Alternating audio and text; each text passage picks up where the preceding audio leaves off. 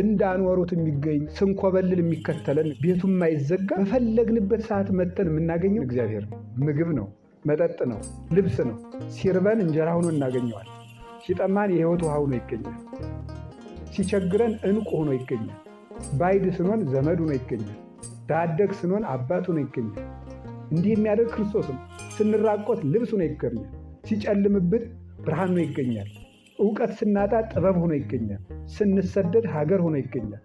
እንዲህ የሚያደርግ መድኃኔዓለም በየትም ቦታ ዘመድ የሚሰጠን እርሱ ነው። የቅርብ ወዳጅ፣ አባት፣ እናት፣ ሁሉንም ነገር እርሱ ነው። እናት እናት ናት፣ ሁሉን ነገር አትሆንም፣ አባት አትሆንም። ክርስቶስ ግን እናት ሆኖ ይወልደናል፣ አባት ሆኖ ይጠብቀናል፣ መድኃኒት ሆኖ ይፈውሰናል፣ ሕይወት ሆኖ ያነሳናል። እሱ ሲያበዛው የማይበዛ ሲያከብረው የማይከብር ሲያስገርመው የማያስፈራ የለም። ሁልጊዜ የማትታጠፍ የማትጠወልግ ሁልጊዜ የምታፈራ መሬት ድንግል ማርያም፣ ሁልጊዜ የሚገኝ የሕይወት ፍሬ ክርስቶስ። ለዓለም ሁሉ ሞገሱና ግርማው እርሱ ነው። በነውራችን ውስጥ ክብር ሰጥቶ የሚያኖረን እርሱ ነው። ክርስቶስ የንጽሕናችን መሠረት ነው። የምንነጻውም በእርሱ ቸርነት ነው። የማያልቅ ደስታ ክርስቶስ